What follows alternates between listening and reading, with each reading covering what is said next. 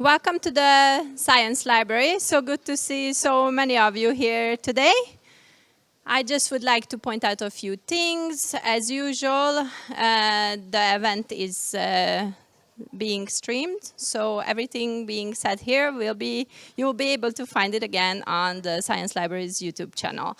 Also, if anything would happen, you know where the main entrance is. There you have one exit, and also through the lecture rooms. And toilets are downstairs. Now I would like to actually give the word to the head of Department of Geosciences, Britt-Lisa Kjærkola, and she will introduce today's talker. Hello everyone. Welcome very much to this month's GEO-onsdag. It's a slightly different topic from what we usually have. This time is about geology and outreach, and for that topic we have Dougal Jerram. And Dougal, he's the 20% position at SEED, and the other 80% or 150% or something, it's in a consultancy company working with outreach of geology, making films, books, all kinds of things, which he will tell you about. So SEED, this is a scientific home. All the academic stuff is coming from here, and all the other outreach is from Dougal Earth. So Dougal, yeah, the floor is yours, and we're looking forward to listen about what advice and what things you can teach us about outreach. Great. Well, thank you very much, everybody, for coming on this, I would say, rather British afternoon of rain. We've got rain in the UK from now until, I think, March next year, so I'm getting quite used to it. What I'm going to do today is give you a little bit of a flavour of my experiences in outreach, and then show you a couple of examples of things I've been involved in recently. So in terms of the way the talk's going to go, I'll just briefly go into how I got started in the media in terms of earth science outreach activities. I'll talk a little bit about what you might expect. There's quite a broad audience here. Some people will have had some experience with the media, some people won't have done. But if you're a budding scientist and you suddenly discover something good, you might have the media knocking on your door. So some of the things you might expect to see. And then I'll show a couple of examples of activities that I've been involved in. So where did it all start for me? Well, the late 90s, or around about 2000, I was approached by an advertising campaign for Lufthansa. And they thought, volcanologist is a really exciting job. I was working at the University of Würzburg in Germany at the time, so I fitted the Lufthansa theme of a German university person. And that was the picture that was taken in a studio in Munich. And it looks quite dramatic. I actually have Ruhr coal dust sprinkled over my face. They said, is this what it would be like if you were next to a volcano? I said, if this amount of ash was coming at me when I'm next to a volcano, I'll have run a long time ago. But the actual advert ended up looking like that. They superimposed a volcano from Kamchatka in the background. And it was all about, yes, volcanologists, exciting, travel business class. It's not quite the truth, but they made a series of adverts. So that was my first sort of foray into the media, and then I didn't really do anything for a while. And then I was approached, because I'd had some experience of doing research in Ethiopia, by a team that were doing a documentary in Ethiopia. And I was lucky enough to get chosen for that, and we did this Discovery and BBC thing in 2007, I think it was, where we abseiled into an active volcano and we did all sorts of weird and wonderful and exciting things. And since then, once you've been involved in the media a little bit, whenever something happens, like when the Iceland volcano erupted and shut off the airspace, all of a sudden they want to talk to a volcanologist, or they want to talk to someone. And if you're already on the radar, that's sort of how things carry on. So I've been involved in a number of things, from children's television, book writing, and various other things, and I'll show you a couple of examples of that. But I thought it might be nice to just give people a feel for what you might expect if the media come knocking at your door. There's two ways in which it can be achieved, either as a pre-recorded interaction or interview, or the more scary thing as a live interview. Obviously, pre-recorded, it might be for radio. It could actually be for television, but they'll be recording it and then editing it and showing it afterwards. And there's various other ways in which you can be involved. You might even write some articles or blogs about some of your activities, either on your website, the university's website, or in the earth sciences, there's things like AGU blogs where people write on the international sort of circuit some of their activities and field work and so on. The more scary bit is when you have live interviews. So that can be on radio, it can be TV remote, so they come to you, or it can be a TV studio where you're actually in the studio and there's a camera, there's no one else there, and you're talking to someone live in London or live in New York or wherever. And obviously TV on location. So the pre-recorded interviews, you can do a lot of background help. You can plan what questions or what answers you want to get across to the audience. You can have notes in front of you, and you can basically be prepared. And so it's important that early on you say the main part of the research or what activity you want to get across. But don't feel afraid to say it again, because they're pre-recording. And what they'll do is they'll choose the answer that you give or the expression that you give that works best, because sometimes you might stumble your words a little bit to start with. The live interviews are much harder to plan for. Again, you can prepare by having as much facts at hand, but you can't, obviously on live television, you can't really look at those. So you have to kind of do a bit of what we call in English cribbing. So you sort of revise some of your key points that you want to get across. And the other thing that's important is they're interviewing you as the expert, so you can try and steer the interview towards some of the points that you're trying to get across. Very rarely, they might this is actually my house in Solihull, and I think the neighbours may have thought there'd been a murder or a body discovered in the garden or something. But they came, this was when the Iceland volcano erupted again and shut airspace. They very quickly happened to be in the neighbourhood. So I thought I'd give, before sort of going into some of my more fun activities recently, just an overview of those are the sorts of things you might expect to find. And as I say, some people in the audience have already had experience with the media, but I'm sure that some of the budding scientists might think it's a scary thing. But ultimately, if you want people to know about your science, you publish a paper, a few of your peers might read that paper, and that paper might then, in 20 or 30 years, become one of the great papers that people cite a lot. But if you want to engage the public in terms of your outreach, then you have to interact with the media. So, noodles from the center of the earth. Now, this will become a bit more apparent as I go through the talk, but one of the most recent things I've been involved in was a Discovery Asia program about the geology of China. And I'll just give you a little clip of it now. On an expedition to the edge of China, join a team of multidisciplinary experts. They just line up all along here, almost like little volcanoes. Oh, it's high, it's not a log. Discovering living proof of how China was born and what its future holds. The Very Edge of China, Sundays 6 p.m. on Discovery. So this program was funded by Discovery Asia. So at the moment it's been shown in China, India, Australia, in that sort of cordon of the world. I'm not sure, I assume it will come round onto the various other Discovery platforms, but they have various different ways of funding the Discovery shows.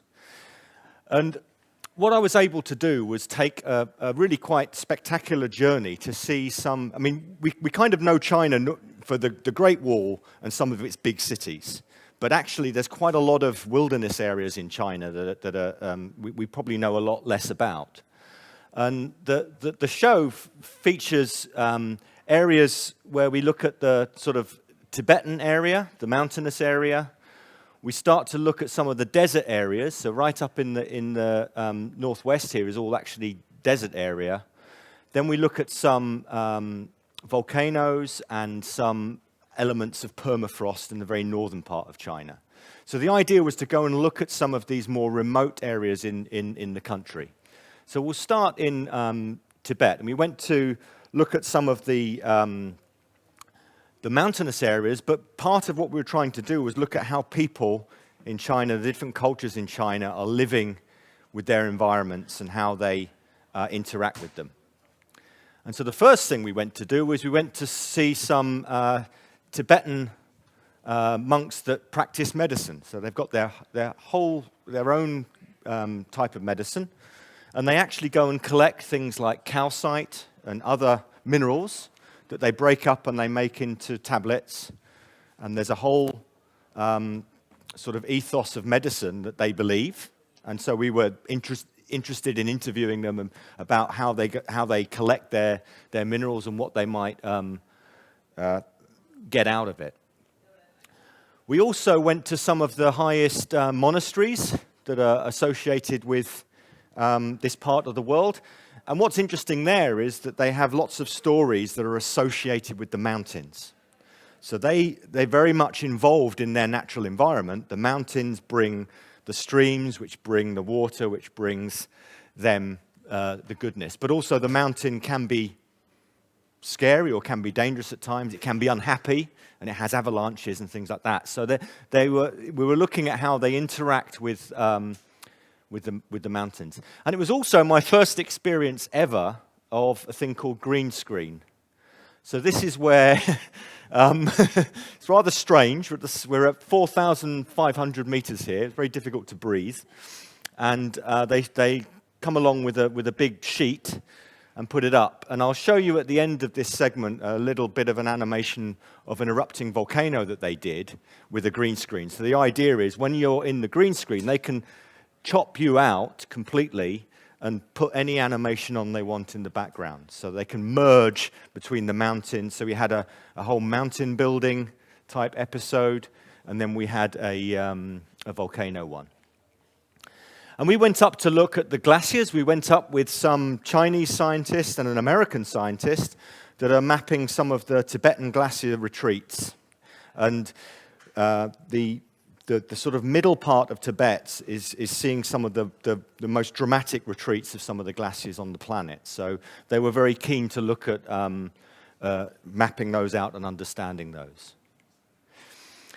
Then we went to an area near Chengdu, which was the scene of a very deadly earthquake. And this was probably one of the most sobering parts of the filming that I did, because they've actually preserved parts of a whole town as a monument to the earthquake. So you can actually wander around this whole town, which was destroyed.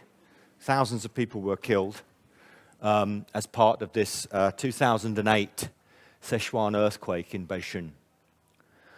And by some of the hotels and by some of the post office and so on, they have the pictures of the people that died in that particular building. And so you can imagine that was actually quite difficult for me to film in, because it was actually quite it was a strange environment to be in. That they've preserved this shrine, but it really does go to show how bad such a situation is, because normally we see on the television there's been a major earthquake somewhere, you see images of the destruction, but then people clear that and rebuild. So here they've actually just preserved the whole part of the town, just so that people can see what devastation there was. We then moved into some of the desert regions of China, and we were looking initially at a deposit called Loess, which is a wind-blown sand deposit or silt deposit, which is part of the breadbasket of China. It produces fantastic soils in this part of China that people have used for thousands of years in terms of agriculture and so on. So we were looking at that, and we went to a massive wind tunnel. This is a wind tunnel where they're doing experiments to understand about sand movement, and also to come up with methods to stop or to protect things like bridges, roads and so on from sand encroaching, because they have a big issue, particularly when you remove vegetation from an area that you get all of a sudden the loess gets remobilized and put back into the atmosphere, and it can start to build up against any obstacles that form a topographic high. So here they've actually got lasers, and they're able to map individual particles and count individual particles and map them in 3D. And this was all work that's being done by some of the Chinese scientists, so really quite interesting stuff to do. We went to some aspects of the China Wall, some of the most extreme northern parts of the Great Wall of China, and also some of the spectacular geological formations that provide these wonderful colors. Again, you know, there's no false coloring here. These are beautiful stripy sandstones that it's a big tourist attraction in China. Then we moved to the very northwest, and here it's a little known area. They have the lowest point in China. I think it's the third lowest point on the planet, but of course in China it's the lowest point on Earth, because for them it's their lowest point on Earth, and they have this massive. So you walk into this old what used to be a lake that's now been dried out because they've used it for irrigation, and there's this whopping great globe just sat there in the middle of nowhere. You can see it's all very, very flat. We're below sea level here, about 100 meters below sea level. And then this thing. This is how they celebrate their lowest place on Earth. But again, it was an amazing place to go and visit, and partly because of the way that the humans in this area have utilized the land and utilized the geology in order to survive. Okay, so it's a very dry area. They've built themselves into the mountain in certain parts. They've also created underground irrigation systems. So the mountains are not far away. The mountains have snow melting, but they also have glaciers, so there's water supply all year round. And they've created tunnels all the way from the mountains, all the way down to where they live on the lowlands. And those tunnels carry water all the way down. And what you see at the top surface is you see these little holes where they dig down to maintain the tunnels. They have to keep them open all the time. Occasionally, if it rains a bit much, you might get a bit of collapse, and so they keep maintaining them. And they've been doing this for thousands of years. And we go to the desert area here, really, really dry, and they're growing grapes. And they make raisins. It's actually, they do make wine as well, but it's the big raisin-making area of the world. Quite spectacular. Then we moved over to the very northeast, a place called Harbin. I'd actually been there before some years back, and it's a beautiful city. It actually has a lot of Russian influences. You see these cathedrals and so on. Quite an amazing place. But we were there to look at the volcanoes, and again, this is us doing a green screen with one of the volcanoes that erupted in the 1700s behind.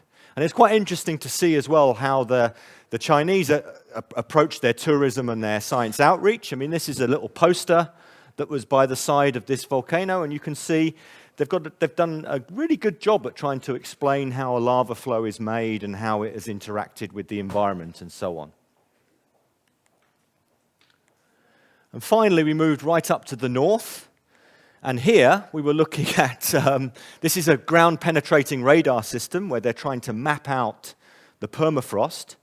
And they have a big problem in this area because the permafrost is migrating.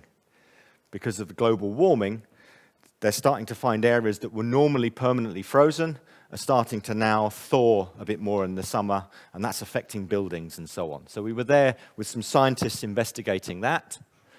And then we went to the very northernmost point of China, and we're able to stand on one side of China, and over the other side is Russia. It's quite an impressive journey. So we went sort of kind of full circle around the central and northern parts of the Chinese continent. So really quite an amazing experience. You can access these videos on various sites in China that you can just stream. I've got a little clip from one of those showing the volcano animation. Dougal and Jiao Jiao have come to Wudan Lianchur in Heilongjiang province, where a lava field measuring 16 kilometers across dominates the landscape. So we take a look up here. Oh, yeah, this way. So you know that there's two types of lava flows. And the lava flow which is all broken up is called aha. Aha, aha. Because when you walk on it, it's Dormant volcanoes are easily overlooked until they erupt.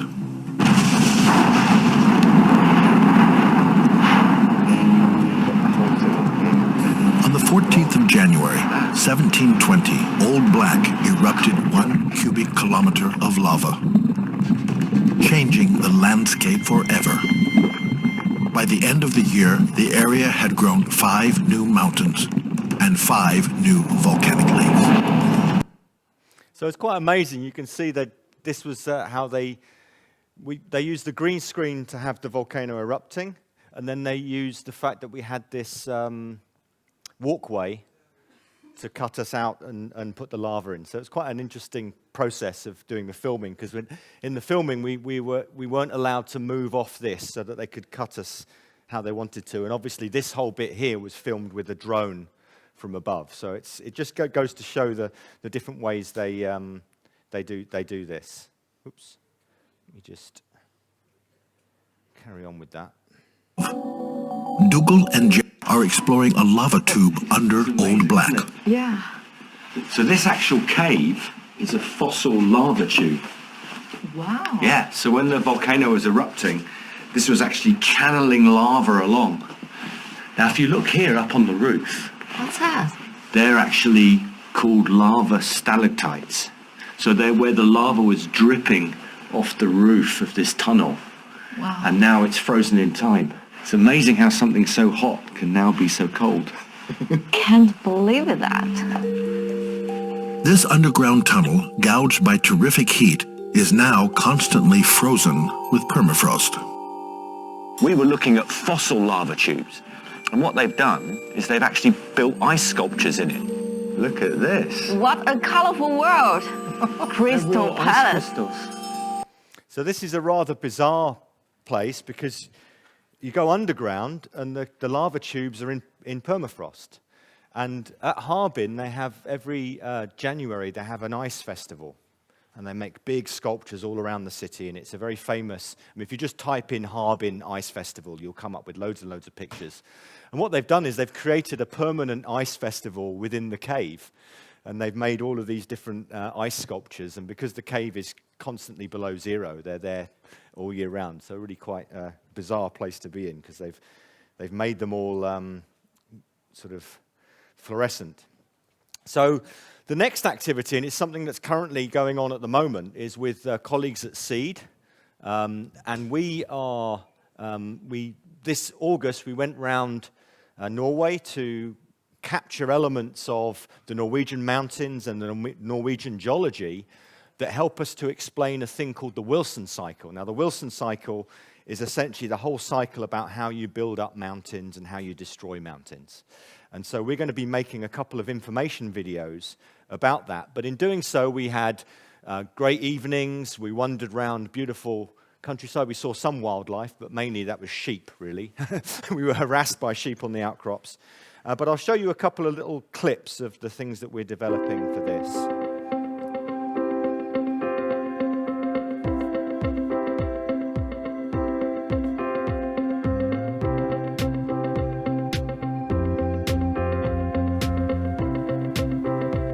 These spectacular Norwegian mountains are in the heart of the Caledonian orogenic belt, a suite of rocks that runs through Scandinavia, through parts of the British Isles and over into North America. And I'm here to join up with a team of scientists led by my colleagues at the Centre for Earth Evolution and Dynamics at the University of Oslo. And they're going to show me just what the rocks beneath our feet can tell us about one of the biggest processes that happens on our Earth, that of mountain building. A big geological process known by geologists as the Wilson cycle.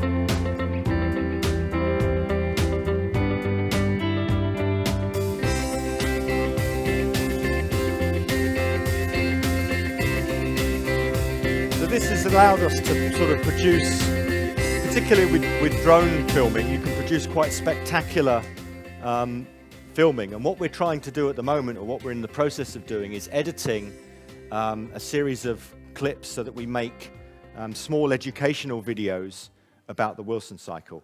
And I'll show you just a little clip which features Torgeir, who's in the audience here, talking about eclogites, just to give you a feel for some of the detail that we're going into. Okay, so we are in a co-site eclogite body now. It's a small lens, about 4 or 5 meters in size. And it's completely fresh here in the interior, where it's nice and green and red. And we can recognize all the individual minerals in here now, except the co-site, which is small inclusions, mostly inside the garnets and the pyroxene. So we have big garnet crystals, the red ones that are all over the place. We have completely fresh omphocytes, which is this pyroxene that is typical of eclogites. And then we have the blue mineral here, small blue patches here. They are kyanite, which is a high pressure. So you can see we're trying to explain in detail the geology. So our trick is to take this information and then to have zoom-in panels that show these different minerals and label them in an animation, so that a more general audience can see exactly what is the garnet, what is the green mineral, what is the blue mineral, and so on. So we're currently in the process of editing that. The final videos that will be put on the Seed YouTube channel and be available publicly for everybody will also include subtitles. And we did a nice little promo for the video sequence, which I had some help from Lisa to get some Norwegian subtitles for it. So here's just a clip that actually has subtitles on it, just so you can see what it will finally look like, hopefully. Join me and the University of Oslo-led team as we fly over the mountains, follow the Viking ship routes through the fjords. We're going to go back over 450 million years. We're going to go deep into the Earth's crust, 90 kilometers deep into the Earth's crust. And we're going to find out how these Caledonian rocks of Norway tell us about the biggest cycle on our planet, that of the Wilson cycle.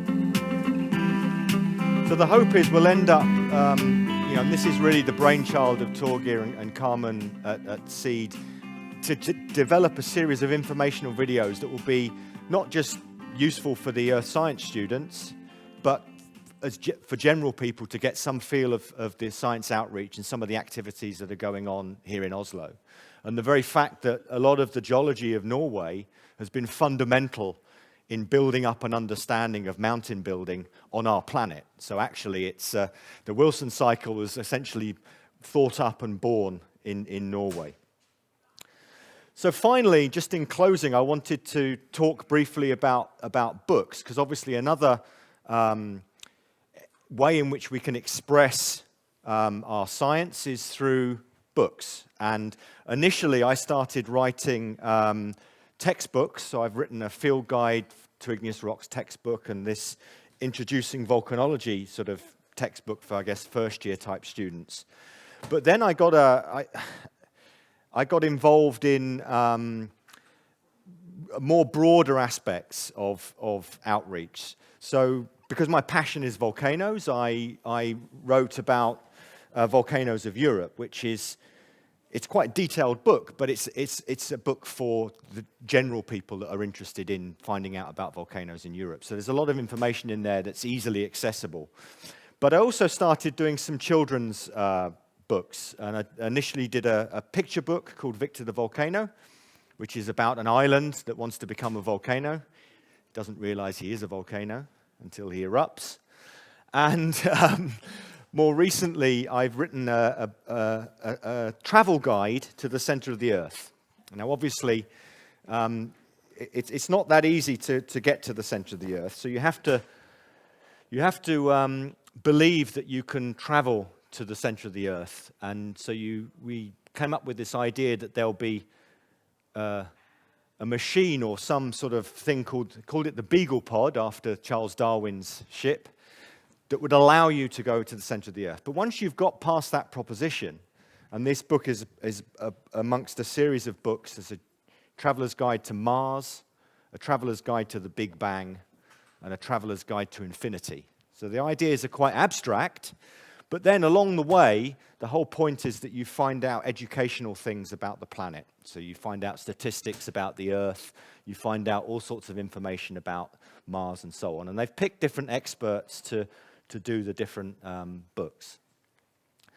Now, out next month is a children's version of this. So they've taken essentially the content of this and they've made it into a much more elaborate cartoon-style reconstruction of the book. It really looks quite nice. We managed to get the University of Oslo inside it, so it's good advertising for what we do. But what they've done is they've taken essentially a lot of the detail and concepts in here and made them into more like diagrams that you can access. And this is, as I say, it's going to be out. It was going to be June, but it's now November 2019. But you can see they've really done quite a nice job of putting it all together. So that's my Victor the Volcano book. And I think we're probably close to time, so that I can take a few questions off people. But what I basically tried to get over today was that as scientists or as academics, we need to more readily make our science and our findings available to the public. And we do that through science outreach activities. And those activities can be sometimes led by us through websites, blogs, doing activities like we're doing with the seed film. But also, it may be that the media comes knocking at your door. And if they do that, then it's useful, I think, to be a bit prepared as to what you might come up with. And also to realize that it's not necessarily a bad thing if the media wants to talk to you about your science or your other research activities. So I've been quite lucky because I've been to a whole bunch of places around the world. I got called Dr. Volcano on the BBC, and that name has stuck ever since. But yeah, so by all means, please check out some of the stuff I've been doing on Google Earth. Look out for the seed videos that we're going to be completing probably towards the end of this year, at least certainly some of the first ones. And I wanted to finish a little bit early in case people wanted to ask me any questions. And also, obviously, I've got copies of the book if people want to come up and have a look and maybe get an early Christmas present. So thank you all very much for your attention, and I hope you enjoyed that.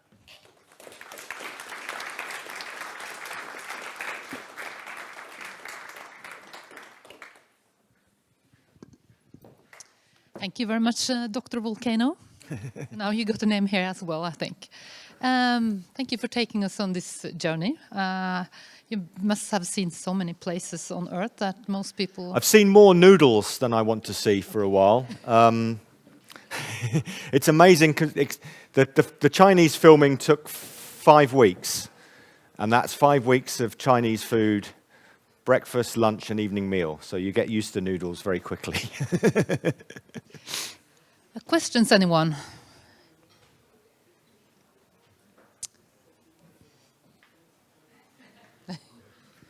Very clear and yeah, Hans.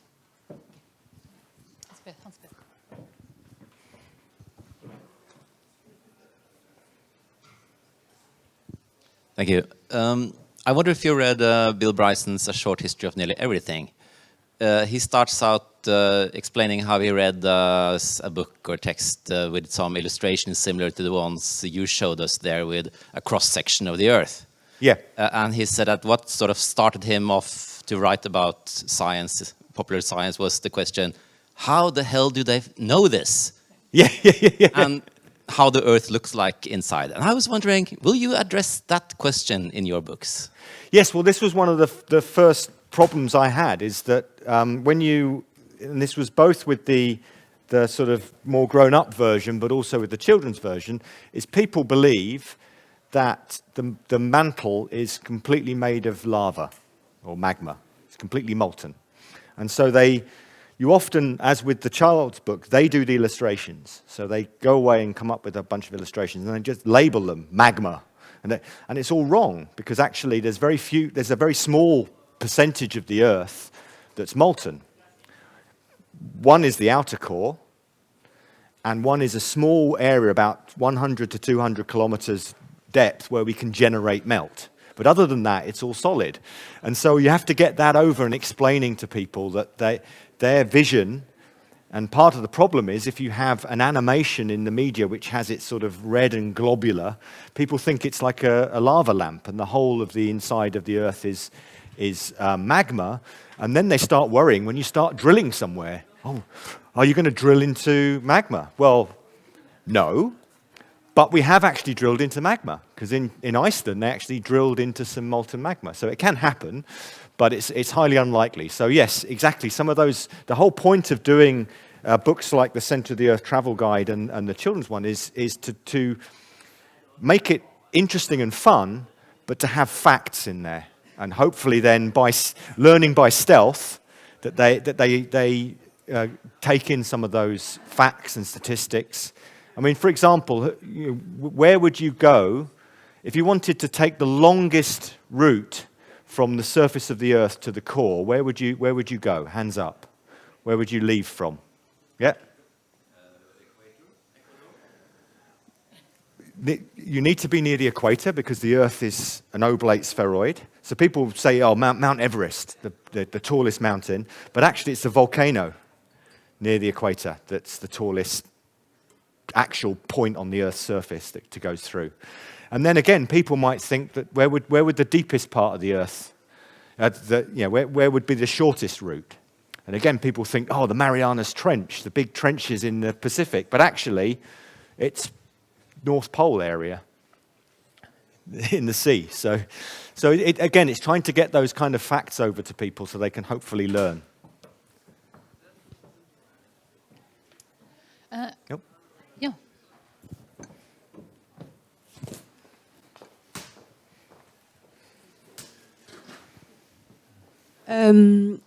In the academic career, the work and the time that we dedicate to science outreach is not so much taken into account when we are applying for further progression in our career. So I wonder how you did this. In which type of academic positions were you when you were dedicating your time to this, and what advices you have for the system to be better to incorporate this type of activity? That is an excellent question. For one of the reasons why it takes a lot of hard work, obviously, and as you say, in most directions within, let's say, the sciences, because that's where my experience comes from, it's all about what you publish and what grants you bring in. They don't really take into account outreach. They're starting to do that more because in the Norwegian research grant system and certainly in the UK system, outreach is becoming now, it's a feature, so you have to actually account for it and you have to say what you're going to do in terms of outreach. But realistically, we do need a situation in universities and in the academic world in general that recognizes not only outreach but also teaching. Okay, I mean, I remember breaking my back in university, running courses and doing all of this. It was kind of on the form for progression, but it was really, which papers have you published? What grants have you brought in? So that I do see things are changing because, as I say, now you can look, if you look at a Norwegian research grant application now to one maybe 10 years ago, there's actually an outreach box now and there's bits that you have to fill in. But I still think we've got a long way to go because, ideally, if you think about it, a lot of the funding for our purely academic work comes from taxpayers. So in effect, it's within their interests to have the outreach parts of the learning, which they're going to benefit from, expressed in terms of how people progress. And I think that's a very good point. And we're nowhere near the balance we need to be. But, I mean, hopefully by activities like this, people can start to realize, well, actually, it's an important aspect. Well, a question for me. How is it, now you're relatively profiled and you've been into China and then you're interviewed on television and then you get this question about geology in China. And next question is, what about the policy of climate change in China or the political system? Suddenly you get questions that is totally out of range of your knowledge, but still you're sitting there and you get all these questions. How do you tackle that? Yeah, well, again, it's difficult. You kind of have to be a little bit prepared. I mean, what I would say in situations like that is that in the Chinese example, we were actually working with Chinese scientists that were trying to address those issues. So people might say, oh, well, you know, because they don't know what China are doing. China are concerned about global warming and they're concerned about what's happening on the planet. And they have scientists that are doing work like that. They're just not as exposed as our American colleagues are at saying what they're doing, for example. But yes, it can be a tricky situation. And realistically, within the live interview, that can be quite problematic. I mean, I was asked, my most crazy moment was there's a show called The One Show in the UK, which is watched by about 5 million people. And when the volcano that stopped the air travel happened, I was on live television, and in the build-up, that you do a little practice run because you've got cables everywhere. So they say, okay, you're going to walk in, we'll sit down, we'll show this little video clip, then we'll ask you a couple of questions. I'll probably ask you something like, how far is this volcano to the center of the Earth? And blah, blah, blah. And then when this clip goes on, that's when you can go off. So I was like, okay, fine, perfectly happy with that. So now it's live. I wander on, Dr. Volcano with my T-shirt. I sit down, and the guy says, so what's this volcano called? Now, I don't know if you remember what the volcano was called. It was called something like Eyjafjallajökull in Icelandic. I probably got that not so correct, but luckily not so incorrect. Luckily, I had a reasonable stab at it. But that was online. I just didn't know. Oh, okay. So you can get caught out sometimes. So again, you just have to, I guess, take it with a pinch of salt and try not to swear. Okay, you will be here answering questions. You may ask questions also, and telling about whatever people would like to hear about. So you'll be here. Yeah. So thank you everyone for attending. Next month it will be Elisabeth Alve talking about pollution on Norwegian fjords and the use of foraminiferae. Yeah. So welcome back. Thank you.